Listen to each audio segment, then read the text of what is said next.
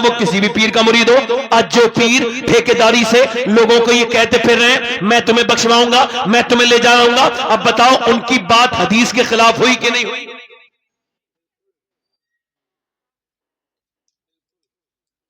بے نمازی کے بارے میں حضور تو یہ ارشاد فرمائے, اور پیر صاحب گارنٹی پہ گارنٹی دینا چاہیے. ایسے پیروں سے باخبر ہو جاؤ جو تمہیں آخرت سے بے خبر کر رہے ہیں. میری طرف دیکھو, ہو سکتا ہے مگر آج تک کبھی کہا موت نے بے نمازی سے نماز پڑھ لے ورنہ یوں ہی مر جائے گا؟ جلدی بولو. کبھی کہا؟ کبھی ماں باپ کے نافرمان سے, بدتمیز سے, جو ماں باپ سے تیز آواز سے بولتا ہے, اس بدترین انسان سے موت نے کہا ایسا ماں باپ کا نافرمان جہنم میں جائے گا, توبہ کر لے کل مرنے والا ہے؟ کبھی کہا کبھی سود کھانے والے سے, حالانکہ سود والے قیامت میں الگ ہی ان کی الگ کھڑے ہوں گے, اور یہ کھڑیں گے اڑیں گے ہوں گے, گر جائیں گے, کھڑے ہوں گے, پھر گریں گے, پھر اڑیں گے, پھر کھڑے ہوں گے. ان کی توندیں بڑی ہوں گی پیٹ سے, توندیں توازن بگاڑ دیں گی, گریں گے اٹھیں گے, اٹھیں گے گریں گے, اٹھیں گے گریں گے. اور اہل محشر پوچھیں گے یہ کون ہیں جن کی توندیں اتنی بڑی ہیں؟ یہ ذلیل. کہے گا یہ سود کھانے والے. سود کھانا اپنی ماں کے ساتھ زنا کرنے سے برا کام ہے, مگر آج تک موت نے نہیں کہا سود کھانے والے سے مر جائے گا, بہت بری موت مرے گا ورنہ توبہ کر لے. کبھی کہا کبھی کسی جھوٹے سے کہا, کبھی بد نگاہی کرنے والے سے کہا کہ اگر جس نگاہ سے مرے گا اسی نگاہ سے اٹھے گا, اگر گندی تصویریں دیکھ کے مرا تو گندی تصویریں دیکھتے دیکھتے اٹھے گا, لہذا توبہ کر لے. کبھی کہا نہیں کہا نا, بولو پورا مجمع, نہیں کہا نا. اب میرے غوث العظم سیدنا شیخ عبد القادر جیلانی کا یہ پیغام اپنے دل پہ لکھو, اپنے موبائل کی اسکرین پہ لکھو, اپنے گھر کے دروازے پہ لکھو, تاکہ تم موت سے باخبر رہو اور نیک بن جاؤ. اور یہ میری زندگی کی پوری زندگی کا بہت بڑا غوث العظم کا یہ کوٹیشن ہے, یہ غوث العظم کی بہت بڑی بات ہے. آپ فرماتے ہیں اے انسان موت تجھے حال بدلنے نہیں دے گی. جلدی بولو, موت تجھے, میرے ساتھ دوہراؤ, موت تجھے حال بدلنے نہیں دے گی. جس حال میں مرنا چاہتا ہے اسی میں جینا شروع کر دے. نہیں سمجھے؟ جس حال میں 22 سال کا جوان دلی میں فلم دیکھنے گیا ہے, فلم دیکھ رہا ہے, فلم دیکھتے دیکھتے اس نے باہر نکلا ہے فلم پوری کر کے, گندی گھٹیا فلم تو ہوتی گھٹیا ہے, باہر نکلا اور اس نے بائک اپنی اسٹارٹ کی, منہ میں گٹکا ڈالا, 6 ایپ بنے ہیں, بہترین لوگ جانتے ہیں, ایک ویڈیو ڈالتا ہے ہزاروں لوگ دیکھ لیتے ہیں تھوڑے گھنٹے میں, مگر باہر نکلا منہ میں گٹکا ڈالا, کانوں میں اس نے اپنے گانا لگایا اور چل دیا, چل رہا ہے. اس کو یہ خبر نہیں کہ اس کی زندگی کا آخری سفر ہے, اس کو یہ پرواہ نہیں. مگر جیسے ہی تھوڑی آگے بڑھا موت آئی, اور موت نے اتنی مہلت نہ دی کہ کان کا گانا نکال دیتا, گانا سنتے سنتے مر گیا, بائک روک دیتا, اتنی بھی موت نے مہلت نہ دی. پہلے یہ گرا, بعد میں بائک گری. اس کی چہرہ تو کہ یہ دیکھتا تھا ایک ایک اپنے دانے کو, ایک ایک نشان کو, اس پر فیس واش, اس پر کریم اور کاسمیٹک اور اس پہ فلٹر والے موبائل سے اپنے موبائل چہرے کو ٹھیک کرتا تھا. آج اس کا چہرہ پوری طرح سے اکھڑ گیا, ہڈیوں سے پورا چہرہ ادھیڑ کے رکھ دیا. اس روڈ کی کنکریوں میں اس کے اندر سے چہرہ پہچاننے کے لائق نہیں رہا. تھوڑی دیر کے بعد ڈاکٹر نے کہا مر چکا ہے, یہ تو پہلے ہی مر گیا. یہاں آنے سے پہلے ہی اس کے جنازے کو اٹھایا گیا, پوسٹ مارٹم ہاؤس پہنچا دیا گیا. اب پوسٹ مارٹم ہاؤس میں اس کے ساتھ پوسٹ مارٹم ہونے والا ہے, اور مکھیاں بنک رہی ہیں, کوئی اٹھانے والا نہیں, کوئی ہٹانے والا نہیں مکھیاں, اور یہ بغیر کپڑوں کے پڑا ہے. اب چاہے مرد مرے چاہے عورت مرے, نیچرل موت جو بھی نہیں مرے گا, اور جس کے ساتھ اس طرح کے معاملات ہوں گے اس کو بغیر کپڑوں کے, چاہے بچہ ہو چاہے بڑا ہو, چاہے عورت ہو چاہے مرد ہو, چاہے جوان ہو یا بوڑھا ہو یا بوڑھی ہو یا جوان ہو, سب کو بغیر کپڑوں کے لیے ڈال دیا جاتا ہے. اس کے بعد چھینی اور ہتھوڑی ہوتی ہے ان کے پاس, اور وہ چھینی ہتھوڑی سے اس طرح سے اس کو کاٹتے ہیں, پہلے چھینی سے, مگر اب چھینی نہیں ہے, اب ان کے پاس گرینڈر ہے, اپڈیٹ ہو گئے, یہاں ڈالیں گے پورا, اور یہ پورا کھول کے یہاں سے کھوپڑی نکالیں گے, پھر اس کے بعد کر سے چلا کے یہ پوری پسلیاں اسلیاں پھاڑ کے پورا پیٹ کھولیں گے, اور اس کے اندر سے جو بھی انہیں آرگنز نکالنے ہیں, جو بھی حصے نکالنے ان کو نکالیں گے, اور پھر اس کے اندر موٹے موٹے مسوئے سے اس کو یہ لگانے لگیں گے ٹانکے, 1 2 3 4 5 6 7 8 9 10, یہ ٹانکے لگانے کے بعد پھر چہرے میں یہ سر میں ٹانکے لگائیں گے. میں نے اپنے یہاں پر 22 سال کے ایک نوجوان کو اور 18 سال کے ایک نوجوان کو میں نے غسل دیا, اس کے سر میں نے ہاتھ ڈالا تو اس کی میری انگلی اس کے سر کے اندر گئی, اور ایک سفید ہڈی اس کے سر کی میری انگلی پہ لگی. میں رونے لگا. ایک صاحب نے کہا سید صاحب کیا تکلیف ہو رہی ہے؟ میں کہا نہیں نہیں, میرے آقا فرماتے ہیں کہ جب غسل دینے والا غسال اس کا ہاتھ اٹھاتا ہے مردے کا, تو وہ کہتا ہے میرا ہاتھ آرام سے اٹھا, تیرے ہاتھ اٹھانے سے مجھے تکلیف ہوتی ہے, ہاتھ میں میرے غسل ہاتھ اٹھانے میں نرمی کر, تیرے ہاتھ اٹھانے سے مجھے تکلیف ہوتی ہے. اللہ اکبر, توجہ کرے, غور کرے. اس کے بعد میرے آقا ارشاد فرماتے ہیں جب لے کے چلتے ہیں تو وہ کہتا ہے او مجھے لے کر کے قبرستان جانے والوں, او میرے آخری میرے ساتھیوں, مجھے قبرستان تک لے جانے والوں, ذرا ہلکا ہلکا ہلکا ہلکا پاؤں رکھو, تمہارے پاؤں کی دھمک سے مجھے تکلیف ہوتی ہے. سیدنا عیسیٰ علیہ السلام اپنی والدہ سیدہ مریم کی قبر پہ گئے اور جا کے بولے میری والدہ مریم میں اب مردے زندہ کر لیتا ہوں, تجھے دیکھنے کا دل کرتا ہے, تو کہے تو اپنے رب کے فضل سے تجھے زندہ کروں. اندر سے آواز آئی عیسیٰ نہ میرے بیٹے نہ. جب میری روح نکلی تھی تو مجھے اتنی تکلیف ہوئی تھی کہ مجھے اس کا احساس ابھی تک ہے, لہٰذا یہ نہ کرنا. میں حضرت سیدہ مریم کے قدموں کی دھوبن بھی نہیں, بس اس وجہ سے یہ آنکھوں میں آنسو ہیں کہ اس وجہ سے کہ یہ میں اس وجہ سے رو رہا ہوں کہ یا اللہ مجھے پوسٹ مارٹم والی موت سے بچا لینا مالک, اور ایمان والی موت مدینے میں عطا کرنا. مدینے میں پوسٹ مارٹم والی موت سے میرے مالک بچانا.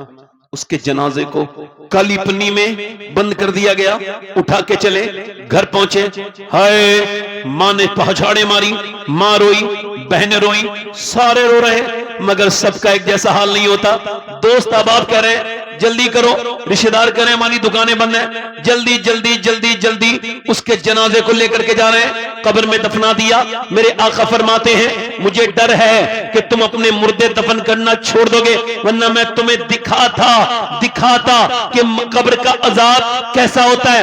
ایک آدمی کی قبر کھودی گئی تو وہاں بچھو ہے, پوری قبر بچھو سے بھری ہے. اب اس کے بعد کیا ہوا کہ قبر دوسری جگہ کھودی گئی, بڑا مالدار آدمی تھا مگر وہاں بھی بچھو, تیسری جگہ کھودی گئی وہاں بھی بچھو, چوتھی جگہ کھودی گئی وہاں بھی بچھو. علماء نے کہا یہ بچھو نہیں, اللہ کا عذاب ہے, پہلے ہی شروع ہو گیا ہے, لہذا بچھوؤں کے اندر ہی دفن کرو. میرے دوستوں میرے بھائیوں, قبر کے بارے میں آپ سوچتے نہیں, آپ موت کے بارے میں دلچسپی نہیں رکھتے. کیا عمر ہے آپ کی؟ 20 سال, تو 20 سال کے مردے بھی قبرستان میں ملیں گے. کیا عمر ہے آپ کی؟ 25 سال, 25 سال کے جوانوں کی قبریں بھی ہیں. 30 سال کے جوان کی قبر بھی ہے. 35 سال, ہاں 35 سال کے لوگ بھی مرتے ہیں. 40 سال, ہاں 40 سال کے لوگ بھی مرتے ہیں. آپ کو کس چیز نے دھوکے میں ڈال رکھا ہے؟ میرے دوست میرے بھائی, ایمان کی حلاوت نہیں پا سکتے جب تک آپ موت کے بارے میں سوچیں گے. مولا علی فرماتے ہیں تم موت کے ذکر پہ ذکر بدلتا ہے, تو کہتا ہے موت پر بات بدلو, موت سے تجھے ڈر لگتا ہے. تو جب تم موت کے ذکر کو برداشت نہیں کر سکتا تو جب تجھ پر موت طاری ہوگی تب تیرا کیا حال ہوگا؟ میرے بھائیوں, یہ جو تقریر کر رہا ہے یہ بھی ایک دن مر جائے گا, جو سن رہے ہیں یہ سب مر جائیں گے, کوئی نہیں بچے گا. کسی کو نہیں چھوڑے گی موت, نہ کسی عالم کو چھوڑے, نہ کسی جاہل کو چھوڑے, نہ کسی پیر کو چھوڑے, نہ کسی مرید کو چھوڑے, نہ کسی سکندر کو چھوڑے, نہ کسی کسرا کو چھوڑے, نہ کسی دارا کو چھوڑے, نہ کسی شہنشاہ کو چھوڑے, نہ کسی بادشاہ کو چھوڑے, نہ کسی حاکم کو چھوڑے, نہ کسی منتری کو چھوڑے, نہ کسی ودایت کو چھوڑے. زمین کھا گئی نوجوان کیسے کیسے, اجل نے ہی چھوڑا نہ کسرا نہ دارا, اس سے सिकंदर सफाते बिहारा, हरिकले की क्या क्या न हसरत सिधारा, लगा रह गया यही ठाट सारा, जगह जी लगाने की दुनिया नहीं है, ये इबरत की जा है, तमाशा नहीं है, तुम डरते नहीं, अरे कैसे इल्म वाले हो जो तुम्हें मौत से डर नहीं लगता। अबू हुरैरा की मौत का वक्त करीब है, इतने बड़े मुहद्दिस, और उनकी जन्नत में जो शक करे वो खुद जहन्नमी है। अबू हुरैरा की शान का हाल ये है, वो एक सहाबी रसूल है, मेरे नबी पाक के गुलाम है, मेरे नबी पाक के शागिर्द हैं। कौन? हजरत सैयदना अबू हुरैरा ये रज़ी अल्लाह तआला अन्हु। ये इंतकाल का वक्त है, इनका जो इंतकाल का वक्त है, ये अपने चेहरा इनका कभी जर्द होता है, कभी सुर्ख, कभी जर्द, कभी पीला, कभी काला, कभी पीला, कभी सुर्ख, कभी पीला, कभी लाल, कभी पीला, कभी लाल, कभी जर्द, कभी सुर्ख। किसी ने पूछा क्या इतने बड़े सहाबी को मौत से डर लगता है? तो ये बोले कि नहीं नहीं, मौत से डर नहीं लगता है। अल्लाह के रसूल फरमाते हैं कि जब मौत आती है तो इससे पहले बंदे को बता दिया जाता है कि उसका सफर कहां के लिए हो रहा है, वो जहन्नम में जा रहा है या जन्नत में। तो अबू हुरैरा चूंकि बूढ़ा है, अपने रब की बारगाह में मौत का वक्त है, अर्ज करता है मालिक अगर अबू हुरैरा को तूने न बख्शा तो मौत का वक्त है, मैं हलाक हो जाऊंगा। अल्लाह अगर तूने मुझे न बख्शा। हजरत उमर अपना सर जमीन पे रखवा रहे हैं, मेरा सर जमीन पे रख दो। नहीं रखा है, पूरा पेट को फाड़ दिया है उसने, मारा चाकू, और आप जेर इलाज हैं, मौत का वक्त है कि मेरा सर जमीन पे रख। नहीं रखा। अब्दुल्ला सर जमीन पे रख दे। सर जमीन पे रखा तो अपनी नाक रगड़ के बोले मालिक ये आखिरी वक्त है, लोग कहते हैं उमर ये है उमर वो है, अगर तूने उमर को न बख्शा तो उमर हलाक हो जाएगा, उमर हलाक हो जाएगा। ए मेरे भाई, उसको दफन कर दिया गया कब्र में नौजवान को, और जब उसको दफन कर दिया गया, अल्लाह अकबर, दफन कर दिया गया, अल्लाह के रसूल फरमाते हैं वापस जाते हैं जब दफन करके, तो वो कहता कहाँ चले? मेरे दोस्तों, मेरे भाइयों, एक रात तो रुको, उसकी आवाज को इंसान सुन ले तो उसकी मौत के बारे में गम ना करे, अपनी जिंदगी पे रोए। मुझे ये बताओ, एक सवाल ये है, वो जो कब्र के अंदर दफन हुआ है, फिल्म देख के जब उसकी कब्र में हुजूर आए होंगे तो उसने अपनी उन गंदी आंखों से हुजूर को कैसे देखा होगा जिन आंखों से वो फिल्म देख के मरा है।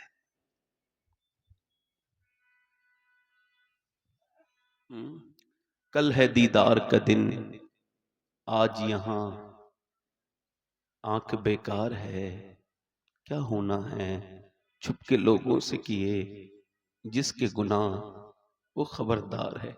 एक बात बताओ, अगर यही इसी मदरसे में भी अल्लाह के रसूल तशरीफ ले आए तो हम में से कितने लोगों की आंखें ऐसी हैं जो हुजूर को देख सकते हैं? मुजरिम को न शर्माओ, अहबाब कफन ढक दो, ये आंखें तेरी नहीं हैं। इरशाद फरमाया हुजूर ने, अल्लाह की अमानत है। क्यों बनाई गई हैं? या रसूल अल्लाह फरमाए अल्लाह के दीदार के लिए। मगर मेरे दोस्त, तूने इसको ना सोचा। ये तलबा बैठे हैं, आप बैठे हो, मैं आप सबका खादिम एक बात कह रहा हूं, कोई हजरत अली के खलीफा इमाम हसन बसरी के उस मुरीद के बारे में समझे जो बेहतरीन पक्का हाफिज कुरान था, मगर इतना पक्का कोई नहीं था पूरे बसरा में। आके बोला हुजूर बर्बाद हुआ, मेरे लिए दुआ फरमा दे, हलाक हो गया मैं। क्या हुआ? हुजूर में कहीं का ना बचा। ओ बताओ तो क्या हुआ? कल एक लड़की का पीछा कर रहा था, उसने मुझे पलट के देखा और कहा तुझे शर्म नहीं आती? एक तो तू मुसलमान, दूसरा हाफिज कुरान, और फिर मेरी तरफ बुरी नजर से देखता है। तू इस वजह से दुनिया में आया है? कहते हैं उसकी नसीहत मेरे सीने में नश्तर बन के चुभी और मेरा रब ऐसा नाराज हुआ हुजूर कि मैं पूरा कुरान भूल चुका हूँ, एक आयत भी याद नहीं। अभी मेरा कुरान निकला है, कहीं मेरा ईमान न निकल जाए, मेरा ईमान न निकल जाए। इमाम हसन बसरी ये देखते ही सुनते ही इतना रोए कि गशी तारी हो गई, बेहोश हो गए। होश में आए तो लोगों से कहा, लोगों अपनी निगाहों की हिफाजत करो। मैंने इस दौर में जितने लोगों को बेईमान मरते देखा है, आंखों की बदनिगाही की वजह से मरते देखा है।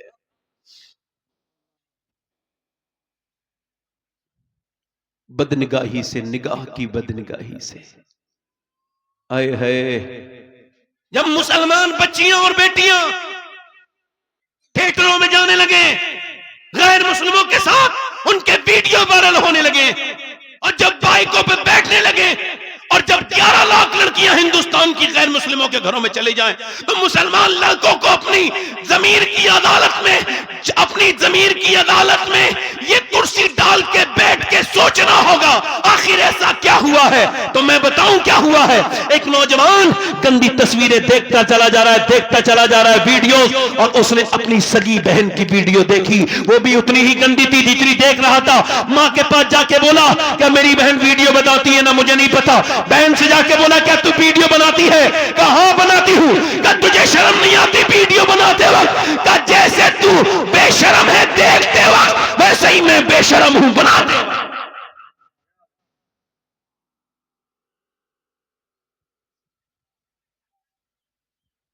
جو کہا تھا صلاح الدین ایوبی سے، کیا کہا تھا اس کو سمجھے؟ یہ مسلمانوں کے گھروں میں گھس گئے، کیا ناٹک۔ مولانا عقیل صاحب، جتنے بھی میری اپنی پکی تحقیق ہے میں ثابت کر سکتا ہوں، ہندوستان میں جتنے ناٹک اور جتنے سیریل اور پاکستانی جتنے یہ سیریل بنا رہے ہیں جس میں حیا سوز، بدتمیزی، بے غیرتی، بے شرمائی، بے ہودگی، بے پردگی یہ سب پروسی جا رہی ہے، سکھائی جا رہی ہے، اس میں ایک کا بھی پیسہ خرچ کرنے والا مسلمان نہیں، سب یہودیوں کے پیسے۔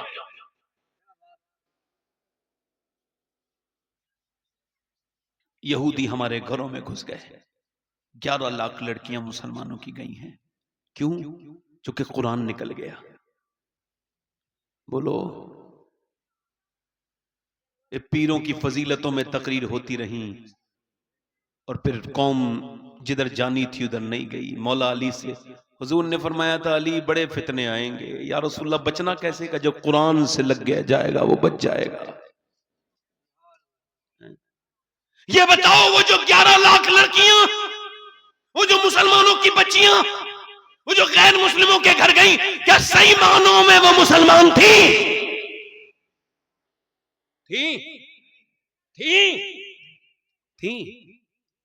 اللہ کا شکر ہے کہ میں سید ہوں، مجھے خبر ہے کہ میں سید ہوں، مگر یہ وصیت کر چکا ہوں کہ جب میں مروں تو میری قبر میں اگر فلسطینی لڑکیوں میں سے ایک کا جوتا مل جائے تو میرے سینے پہ رکھ دینا تاکہ اللہ مجھے بخش دے۔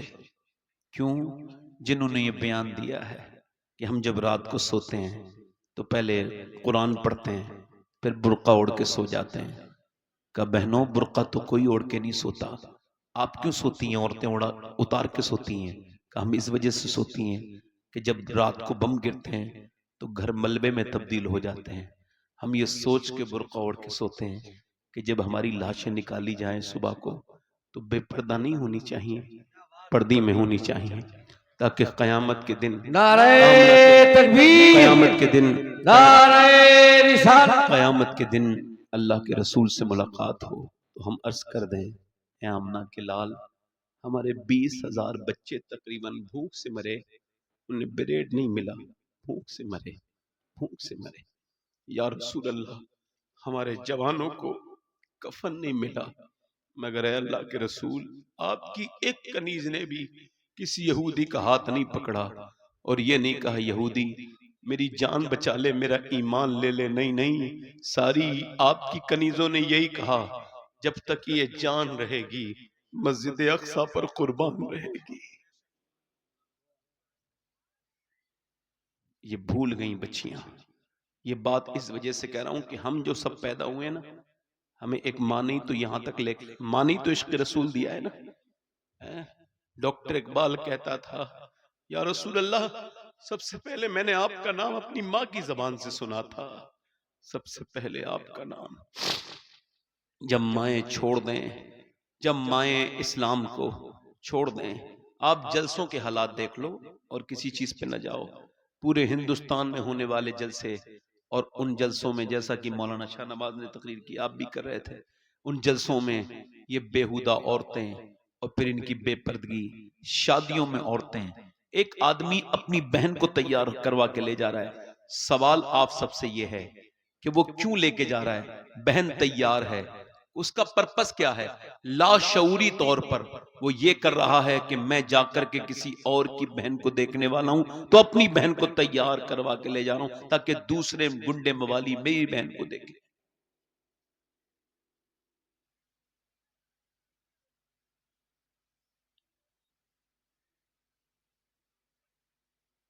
مسلمانوں،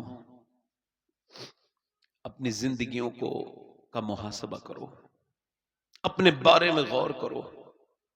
ایک ہمارے یہاں کی شادی ہے جو بےہودگی کی شادیاں ہیں، بے پردگی کی شادیاں ہیں، زندگیاں بیکار ہیں.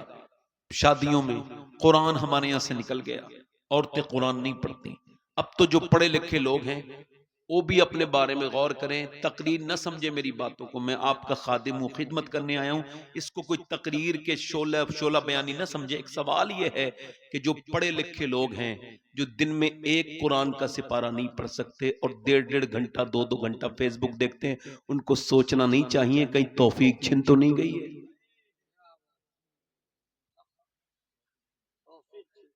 چونکہ بزرگوں نے لکھا ہے پہلے تلاوت کی توفیق چھن جائے گی پھر قرآن اٹھا لیا جائے گا. کہیں ایسا تو نہیں کہ مجھے فیس بک پہ جواب دینے کی بڑی جلدی ہے مگر اپنے رب کو جواب دینے کا کوئی خیال نہیں ہے کہ قرآن تو نے کتنا پڑھا تھا. قرآن تو جہاں پڑھا جائے وہاں برکت، جس جگہ سنا جائے وہاں برکت. حضور حدیث شریف میں آتا ہے اتنے فرشتے آتے ہیں قرآن پڑھنے والے کی قرات سننے کے لیے کہ زمین سے آسمان تک جو یہ بیچ کی دوری ہے یہ پوری رحمتوں سے بھر جاتی ہے. وہ قرآن پڑھنے والوں کا حال ہے. اللہ کے رسول فرماتے ہیں اللہ کو سب سے زیادہ جو آواز پسند ہے وہ قرآن پڑھنے والے. مگر آج میری بہنیں قرآن پڑھ رہی ہیں. مولانا یہ بتاؤ ولی کیسے بنتے ہیں؟ بتاؤ آپ سب لوگ. ولی دیکھو پہلے ولی ایسے بنتے تھے، اب تو ذرا تھوڑا سا ماڈرن زمانہ آ گیا ہے. حالانکہ اب بھی ولی ویسے ہی بنتے ہیں جیسے پہلے، مگر اب لوگوں نے تھوڑا سا مسئلہ الگ کر دیا ہے. اب ولی پہلے بنتے تھے حضرت، پہلے بنتے تھے ماں باپ نیک ہوتے تھے، وہ تقوی پرہیزگاری تو ولی بنتے تھے. اب تو کچھ مولوی ایسے ہیں جنہیں پیسے دو تو وہ کسی کو بھی ولی بنا دیں گے. اب حضرت برابر میں بیٹھے ہوتے ہیں پیر صاحب اور وہ اپنے ساتھ لاتے ہیں جلسوں میں. دیکھو میں نے تو اپنی آنکھوں سے دیکھا، بلکہ مجھ سے بھی کئی پیروں نے مطالبہ کیا آپ میری تعریف نہیں کرتے. میں نے کہا حضرت میں حضور کی تعریف کرتا ہوں، میں آپ کی تعریف نہیں کر پاؤں گا. اور انشاءاللہ آج تک میں کسی ہندوستان کے کسی بھی عرس کا درباری خطیب نہیں ہوں. میں سیٹ ہی نہیں ہو پاتا ہوں بھائی. حالانکہ میں ان کا مخالف نہیں مگر ان کی میں حمایت میں جھوٹی باتیں نہیں کر سکتا. آج کا حال یہ ہے کہ جیسی حضرت آئے ہیں خدا رسول کی تعریف بند، حضرت کی شروع.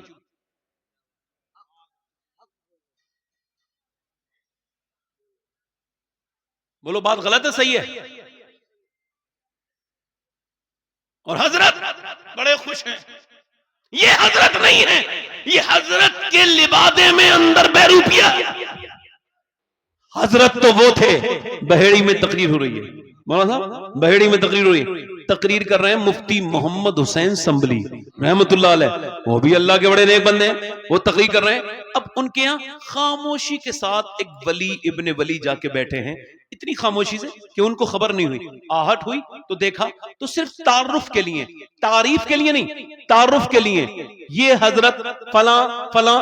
یہ بات ابھی پوری نہیں ہوئی ہے حضرت کو جلال آ گیا. مولانا صاحب آپ اگر یہ چاہتے ہو میں یہیں بیٹھا رہوں تو جو بیان کر رہے تھے وہی کرو، حضور کی تعریف جو کر رہے تھے وہی کرو. میں حضور کی تعریف رکوانے نہیں، حضور کی تعریف جاری کرنے دنیا میں آیا ہوں. یہ کہہ کر کے جب انہوں نے دیکھا تو مولانا نے پھر وہی تقریر شروع کی. معلوم ہے اس ولی کا نام کیا تھا؟ وہ ولی ابن ولی تھے. وہ ولی ان کا نواسا بھی ولی، ان کی ابا بھی ولی. اس ولی کا نام مصطفیٰ رضا مفتی اعظم ہند تھا، جس نے آجزی میں کہا تھا میرے اعمال کا بدلہ تو جہنم ہی تھا، میں تو جاتا مجھے سرکار نے جانے.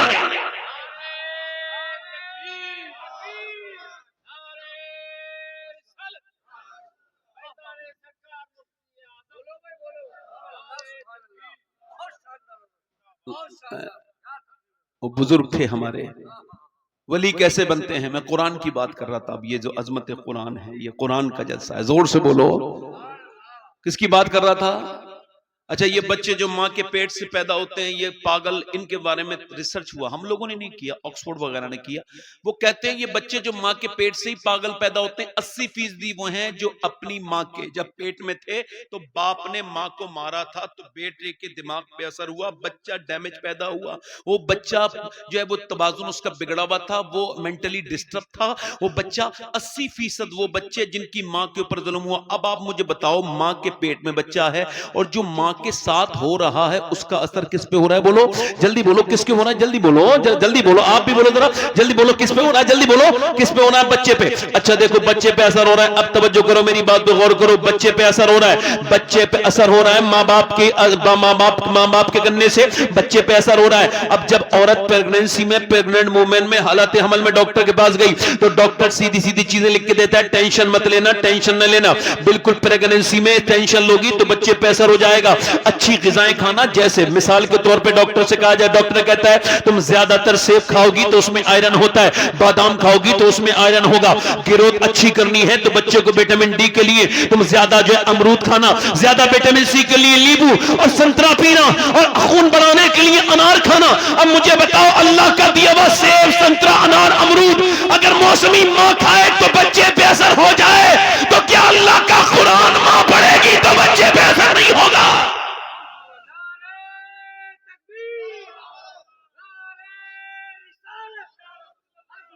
ارے ہوگا کہ نہیں ہوگا؟ بولو.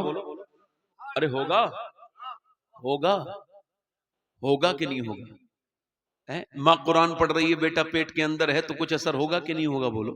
ماں تلاوت کر رہی ہے، درود پڑھ رہی ہے، حضور پر درود پڑھ رہی ہے، بچے پہ اثر ہوگا کہ نہیں ہوگا؟ بالکل ہوا ہے اور ہوگا. پانی پت کرنال میں ایک بچہ پیدا ہوا، پیدا ہوتے ہی رونے لگا. 1 دن 2 دن 3 دن 4 دن 5 دن 6 دن 7 دن 8 دن 9 دن 10 دن 11 دن 12 دن، 1 مہینے لگاتار ایک حکیم سے دوسرے حکیم سے تیسرے حکیم سے چوتھے حکیم سے پانچویں حکیم، کئی حکیموں کو دکھا دیا مگر بچہ ٹھیک نہیں ہوا. روتا رہا، بلند آواز سے روتا تھا. حضرت فخر الدین بہاؤالدین زکریا ملتانی کے داماد کا گزر پانی پت سے ہوا. جیسے ہی روتے ہوئے دیکھا ویسے ہی کہا، یہ جو بچہ رو رہا ہے ولی، تمہیں اپنے مریدوں سے کہا تمہیں مبارک ہو کہ ایک ولی کا دیدار تم کرنے والے ہو. یہ بچہ رو نہیں رہا ہے. کہا پھر یہ مادرزاد ولی پیدا ہوا ہے، اللہ کو یاد کر رہا ہے. کہا کیسے؟ کہ چلو دکھاتا ہوں. یہ کون ہے؟ امام حضرت نعمان بن ثابت کی نسل سے ہے یہ بچہ. یہ جو بچہ پیدا جس کا ذکر کر رہا ہوں، جا کر کے بولے کوئی ہے؟ والد باہر نکل کے آئے، جی آپ کا بچہ رو رہا ہے. جی میرا بچہ ہے، مبارک ہو آپ کا بچہ ولی بن کے پیدا ہوا ہے. کہ دماغ تو آپ کا ٹھیک ہے، جب سے پیدا ہوا ہے میں حکیموں میں لے کے جا رہا ہوں، چپ نہیں ہو رہا ہے اور آپ اسے ولی کہہ رہے ہیں. کہ اسے برا نہ کہو، میری گود میں لا کے دو. گود میں لا کے دیا، ایک کان میں کچھ پڑا، دوسرے میں کچھ پڑا، بچہ ہو گیا خاموش. کہنے لگے صاحب آپ نے اپنے بچے کو کیا پڑھ کے سنایا؟ میرے بچے کو دوائیوں سے ٹھیک نہیں ہوا. کہ بعد میں بتاؤں گا، پہلے بتائیں کیا آپ کی جو بی بی ہے اس کی والدہ قرآن کی حافظہ ہے؟ کہ جی بالکل ہے. کہ تو سنو، جو اپنی ماں کے پیٹ میں تھا نا تو اس کی ماں نے اٹھتے بیٹھتے چلتے پھرتے کھاتے پیتے، سونے سے پہلے جاگنے کے بعد چکی چلاتے، روٹی بناتے، کھانا پکاتے اور سالن بناتے، جھاڑو لگاتے، اتنا قرآن پڑھا کہ بچے کو ماں کے پیٹ کے اندر قرآن سننے کی عادت ہو گئی. بچے کی روح کی غذا قرآن کی تلاوت ہو گئی. جب ماں کے بچہ پیدا ہوا تو ماں جچکی میں چلی گئی، گندگی میں. اس نے قرآن نہیں پڑھا. جب اس نے قرآن نہیں پڑھا، بچے کو بھوک لگی قرآن کی تلاوت سننے کی، تم اس کو دوائیاں کھلا رہے تھے. میں نے ایک کان میں ایک آیت پڑھی، دوسرے میں دوسری پڑھی، بچہ ہو گیا خاموش. اس بچے کا نام شرف الدین بو علی شاہ قلندر پانی پتی ہے. تو جب ماں پانی پت والے کی قرآن سنائے تو بیٹا پورے ہندوستان کو قرآن کا مطلب سمجھاتا ہے. اور جب ماں کربلا والے کی قرآن سنائے تو بیٹا کہتا ہے میری ماں سیدہ آپ نے چکی چلائی تو قرآن سنایا، آپ نے مجھے سلایا تو قرآن سنایا، آپ نے پلایا تو قرآن سنایا، آپ نے کچھ کھلایا تو قرآن سنایا. مگر حسین کربلا میں پہلے سر کٹائے گا، بعد میں قرآن سنائے.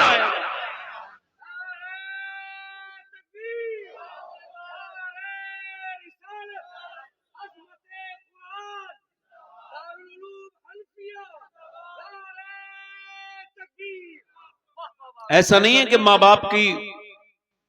باپ سے بدتمیزی میں صرف بچوں کی غلطی ہوتی ہے، اس میں ماں باپ کی بھی غلطی ہوتی ہے. اس کی وجہ یہ ماں باپ اللہ کی طرف بچے کو رغبت ہی نہیں دلاتے. حالانکہ بزرگوں نے لکھا ہے جب بچہ چھوٹا ہو جائے نا بولنا شروع ہو تو اسے اللہ کا نام سکھاؤ. جلدی بولو, کیا سکھاؤ؟ اللہ کا, پھر اس کے رسول کا. اعلیٰ حضرت فرماتے ہیں عورت اپنے بچے کو فیڈنگ کرا رہی, دودھ پلا رہی, دودھ پلاتے پلاتے اگر وہ حضور پر درود بھی پڑھ دے تو اللہ اس کے بچے کو عاشق رسول بنا دے گا. آسان بات ہے نا. مگر عورتیں موبائل دے دیا. عورتوں موبائل نہیں دے رہی ہو, یہ ڈرگس دے رہی ہو. ڈرگس, کیمبرج یونیورسٹی کہتی ہے ڈرگس دے دیا عورتوں نے اپنے بچوں کو. پاگل ہو گئے, مکھیاں بیٹھی اڑا نہیں رہے, گیم کھیل رہے. ہر جگہ آپ کو پب جی کا غلام ملے گا, دیوانہ ملے گا. ہر جگہ انسٹاگرام کا دیوانہ ملے گا.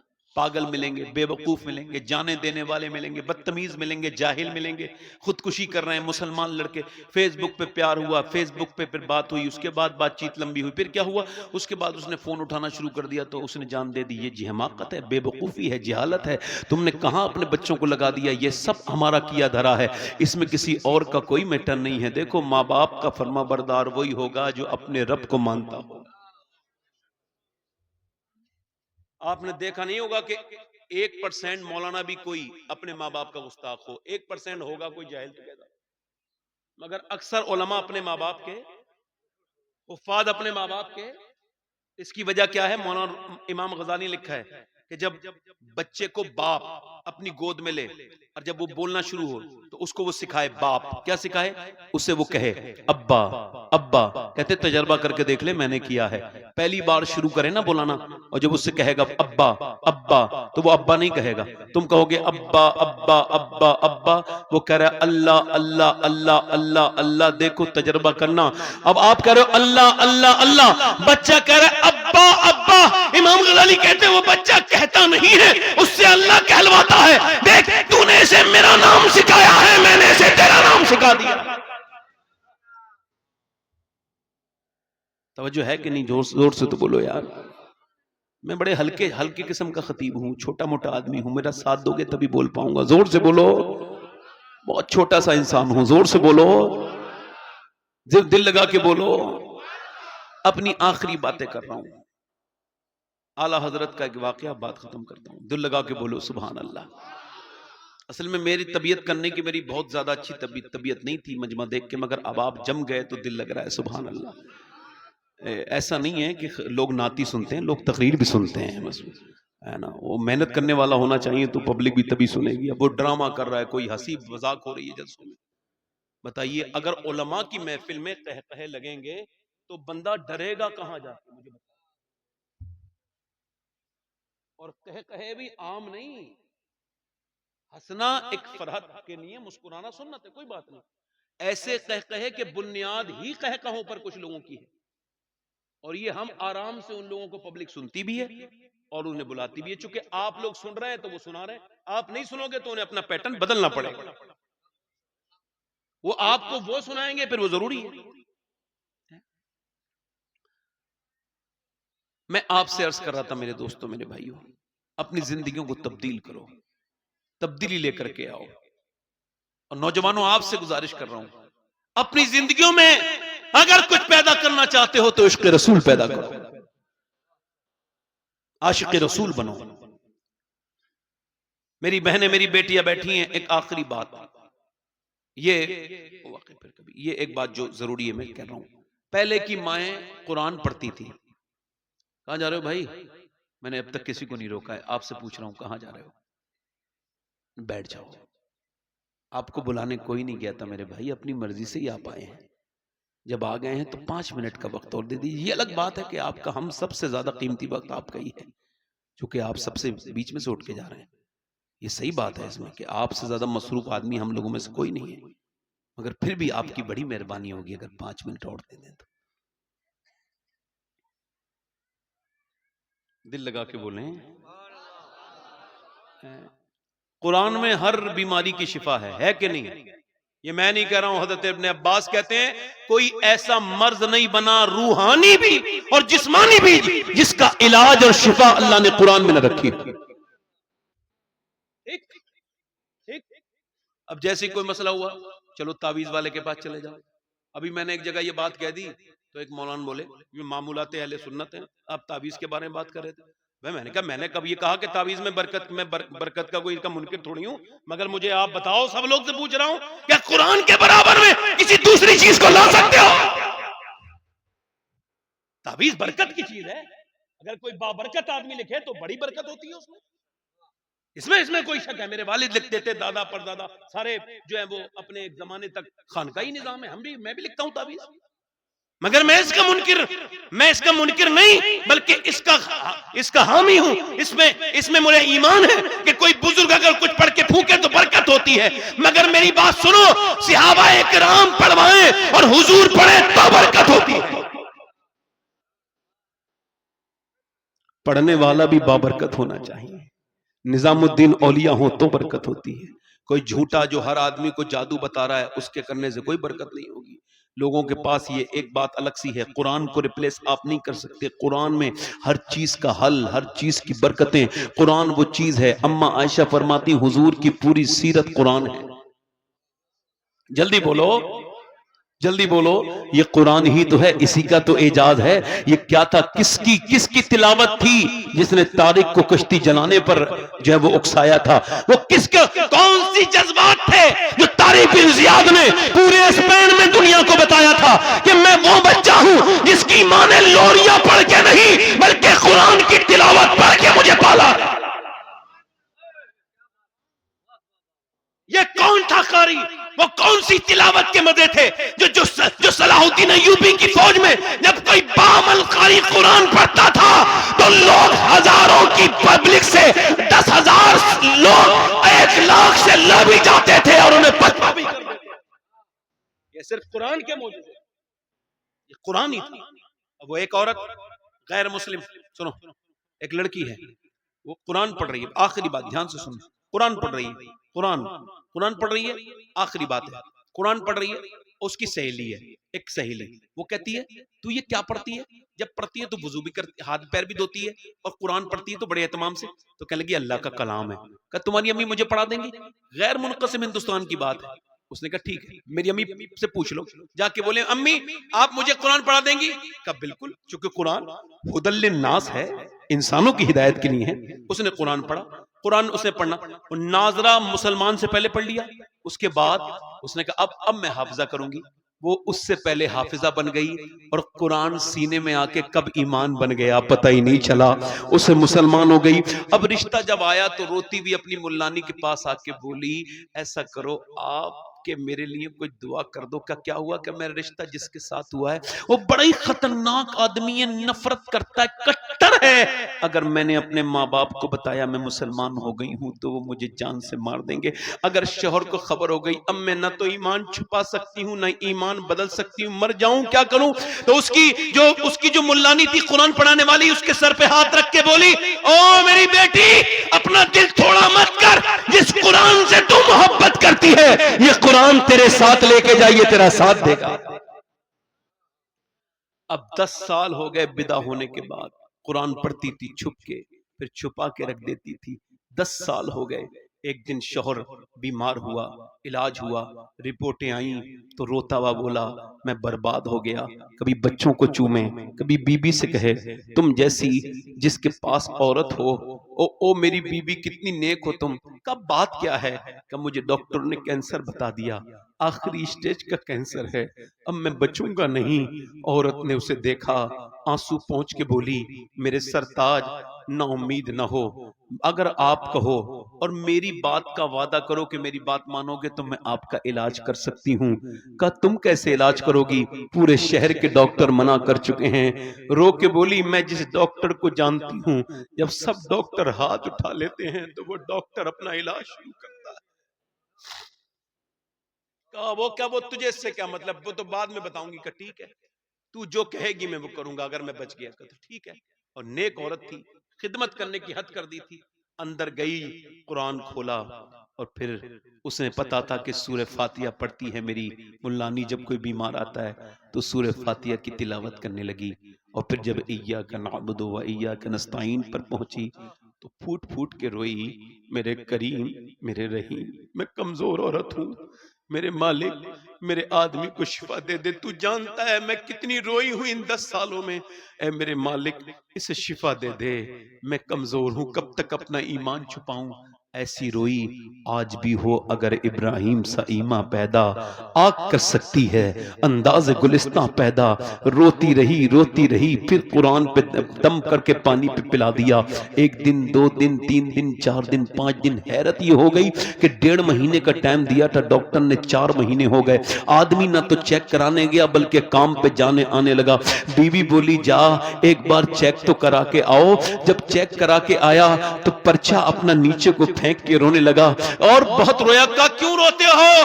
کہیں خوشی کے آنسو ہیں، کہا کیا ہوا؟ کہا ڈاکٹر نے میری رپورٹ دیکھ کے کہا ہے ایسا لگتا ہے تیرے بدن میں کبھی کینسر نامی کوئی مرض تھا ہی نہیں، یہ بتا تو نے کون سا علاج کرایا ہے؟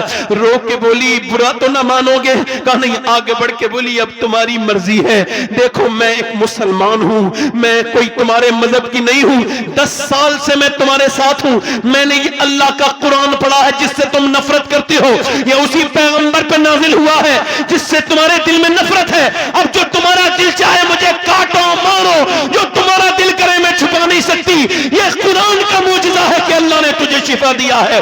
تھوڑی دیر تک اس نے بیوی کو دیکھا اور پھر آگے بڑھ کے بولا ایسا کر مجھے بھی کلمہ پڑھا دے، مجھے بھی نبی کے دامن سے وابستہ کر دے، جب میں قرآن والے کو مانتا نہیں تھا تب تو اس نے مجھے زندگی دے دی، اگر میں مانوں گا تو پھر مجھے کیا کیا عطا کرے گا؟ یہ وہ قرآن ہے، اس کو چھوڑ کے ہم برباد ہو گئے، یہ وہ قرآن ہے جس کو پکڑ کے ہم پھر سے آباد اپنی زندگیوں میں